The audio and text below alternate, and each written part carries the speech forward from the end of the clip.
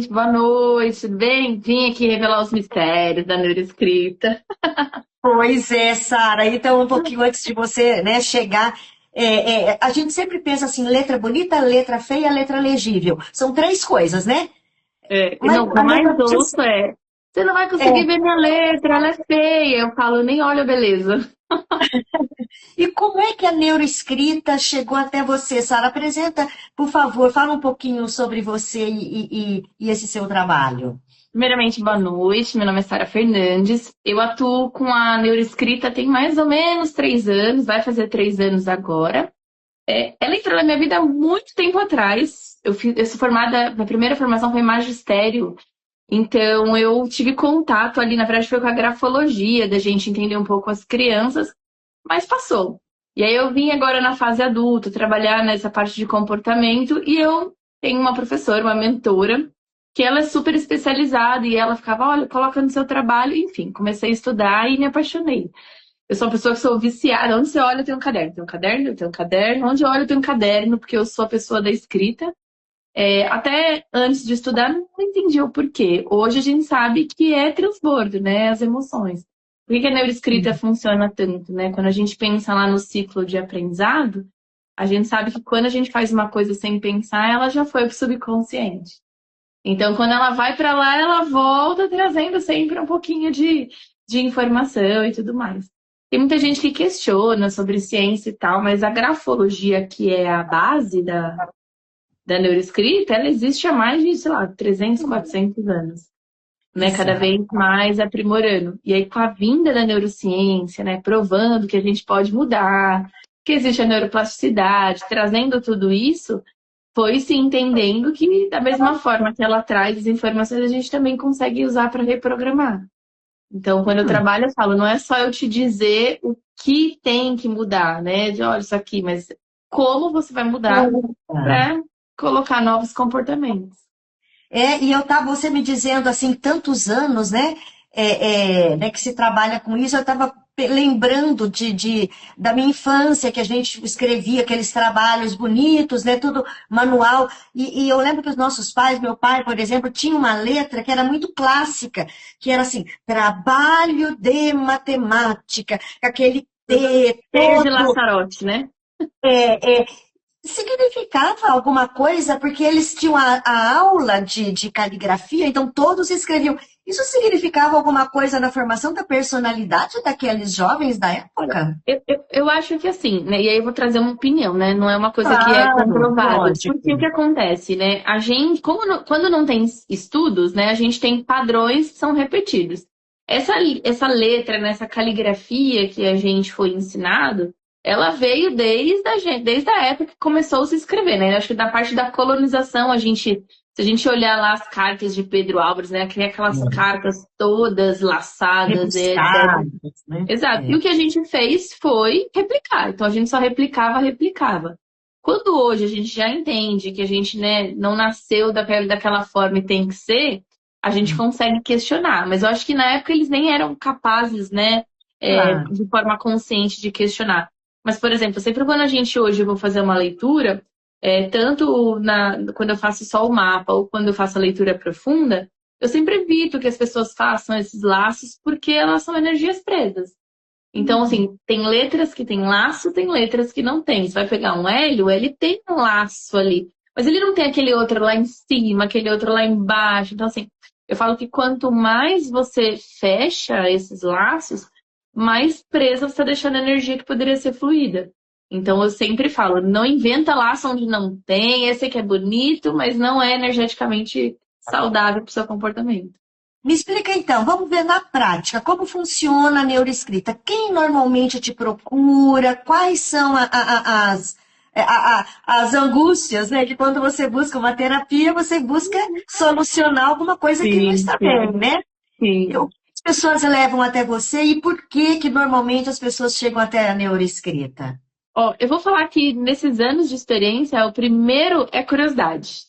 Hum, Curiosidade, assim, na minha letra não é possível. Então, assim, eu acho que vem, embora a neuroescrita não tenha ligação nenhuma com o lado místico, eu acho que tudo que traz um lado oculto, que não é conhecido, não é popularizado, deixa as pessoas na dúvida, do tipo, será? Será que não? Então, eu acho que no primeiro momento ela chega com esse lugar de curiosidade. O que que minha letra fala de mim, né? Que é muito do que eu até digo, assim, a sua letra tá dizendo sobre você, só que você não tá sabendo, ela tá fofocando aí, e quem sabe tá vendo você, que é a dona, tá ali moscando e não sabe. Então, as pessoas chegam num primeiro momento de curiosidade. Quando eu entrego, né, hoje eu trabalho de duas formas, tanto o mapa da letra quanto a leitura profunda. Quando o mapa da letra, a pessoa manda foto e eu vou mandar o diagnóstico. Então, eu chamo de diagnóstico, por quê? Porque a letra, ela vai gritar o que está lá dentro. Ela não vai, no momento, curar. Naquele momento, ela só vai colocar para fora a sujeira que está, sabe, embaixo do tapete. Ela vai tirar o tapete e vai colocar. E 90% das vezes, você já sabe que tem aquele comportamento. Você só não quis olhar. Então, quando a gente olha a letra, a gente consegue entender sobre o ego, sobre a autoestima, sobre o lado sexual das pessoas, né? Como ela é, como não é, os relacionamentos familiares.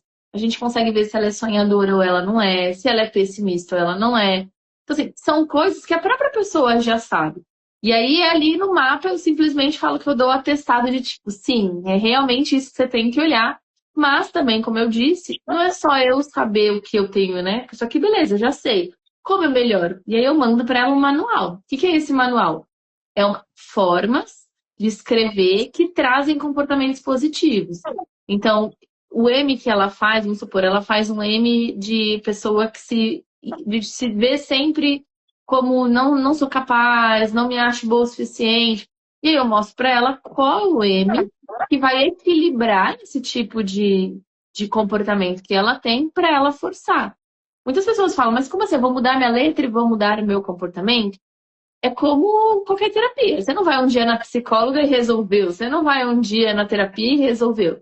Mas é Claro. a repetição daquele padrão. Então, se aquela letra mostra que a pessoa é autoconfiante, eu vou escrever até a minha mente entender, ok, vamos ser autoconfiante. Então, é reprogramação. É isso que eu ia te perguntar, né? Tem alguns padrões que são comuns nas pessoas, e assim, e como que isso ajuda no autoconhecimento? A hora que a pessoa vai escrever, ela conscientiza, tenta mudar, e quando ela tenta mudar a letra, ela está trazendo, ela está trabalhando. Total. A gente Ah, trabalha, a neuroescrita, ela, além de grafologia, ela também trabalha a PNL, né? Que é essa hum, reprogramação de forma neurolinguística. Então, tá. uma coisa que eu gosto muito de defender é ninguém muda o que não sabe que tem que mudar. Então já começa por aí. Né? A pessoa fala, eu tenho que mudar, vou dar um exemplo que é muito clássico, a procrastinação, né? A gente está num momento hoje que a gente tem inúmeras tarefas, então se tornamos seres muito bons para começar e quase nunca para terminar. Ou a gente começa e termina para o outro e se deixa, né, para depois. Então, esse é, acho que é a top 1 assim, de reclamação. E aí eu ensino a forma da técnica de você parar de procrastinar com a letra. Então, vou trazer aqui esse exemplo para que se torne prático. Quando a gente vai escrever, por exemplo, a gente tende a escrever uma palavra. Então, eu vou escrever. Se eu tiro da caneta e volto a escrever, isso mostra um padrão de que meu cérebro entende que eu não preciso terminar as coisas. Eu posso ir soltando. Então, o que eu trago? Comece fluido e só tira a caneta quando terminar. Tem que pingar o I, tem que cortar o T, tem que. Não importa. Depois, final. Faça e depois vem fazendo. Sara, então se eu escrever desse jeito, eu vou deixar de procrastinar? E aí eu trago. Você só muda o que tem consciência. Cada vez que você escrever de forma fluida, o seu cérebro vai entender, eu não quero mais ter esse comportamento, eu preciso mudar, eu preciso mudar. E aí a gente faz uma reprogramação. Então, a escrita, ela é provada como uma terapia, né? A gente já tem inúmeros terapeutas que vão para a linha da escritoterapia. Mas não adianta escrever por escrever. É como eu falo, você vai ter um diário lá no final do dia para colocar a sua gratidão. Se você está escrevendo com uma letra de pessoa ingrata, não vai mudar nada. Você está sendo Uhum. hipócrita com você mesmo. Então, a escrita, a forma que você escreve, tem que estar alinhado com o que você está escrevendo. E é uma terapia complementar a outras, né? Ela Total, total. ajuda a outra. E a pessoa manda o nome, né? Porque imagino que seja um texto que tenha todas as letras do alfabeto, né? Isso é uma É, pergunta. E a outra, assim, tem que ser manuscrito na letra cursiva ou a letra, se a pessoa fizer a letra de forma, é o jeito da letra dela? Não, é uma ótima pergunta, né? Eu tenho vários posts escritos assim, letra de forma não. Por quê? Porque a letra de forma, ela é uma barreira do nosso subconsciente. Então, todo mundo que vai e escreve de letra de forma, se você está assistindo aqui e escreve letra de forma, isso significa que existe uma barreira emocional.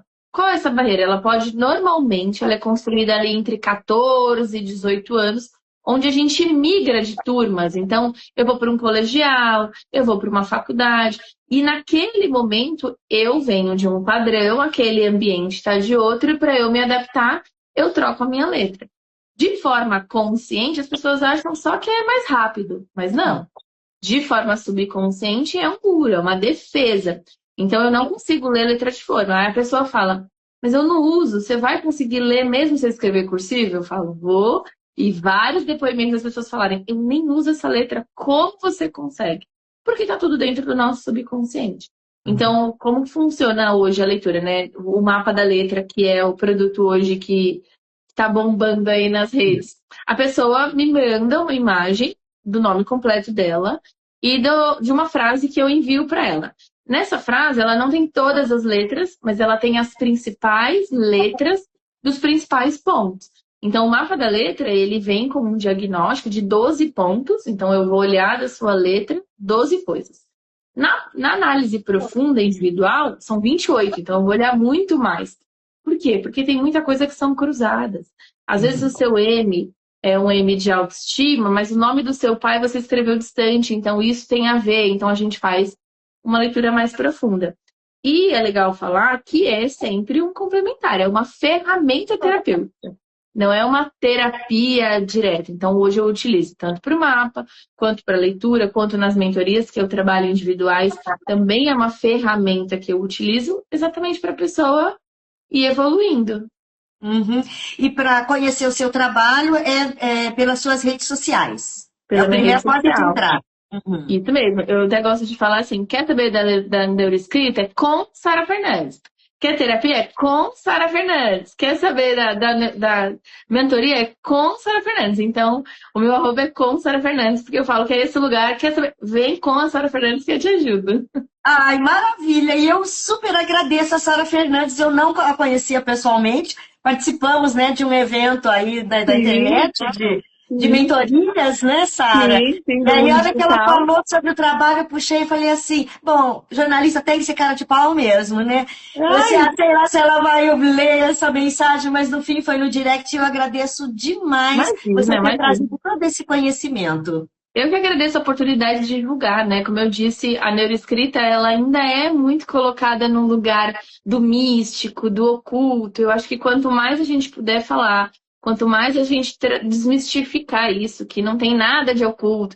Eu recebo muito, nossa, é uma bruxaria. Eu falo, não é bruxaria, vai por mim, manda sua letra que você vai saber sobre você. Quanto mais a gente desmistificar, mais pessoas a gente ajuda, mais pessoas conseguem dar nome, que eu acho que é um lugar que a gente tem muita falta, é alfabetização emocional. A gente não sabe dar nome para as nossas emoções, né?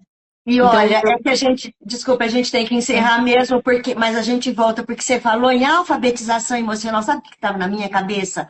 Alfabetização infantil. Imagino na pedagogia, no magistério, se as professoras e professores têm esse conhecimento, o quanto pode detectar e trazer para o psicólogo da escola, olha, uhum, olha meu aluno. uhum. Tem bastante tema. Eu falo que a gente, para fazer a leitura profunda mesmo, até hoje eu só atendo acima de 18 anos, que eu falo, o córtex tem que estar ali pronto, porque é a parte que a gente vai desenvolver. Na criança você vai conseguir ver as coisas, mas ainda é muito cópia, né? Não é pessoal, é muito É. repetição. Ai, mas olha, mas muito obrigada, a gente volta a conversar Imagina. sobre isso, com certeza, Tá bom, tá? quando precisar, pode chamar, viu? Tchau, tchau. Nada, gente, Obrigada, tchau, viu? Tchau. tchau.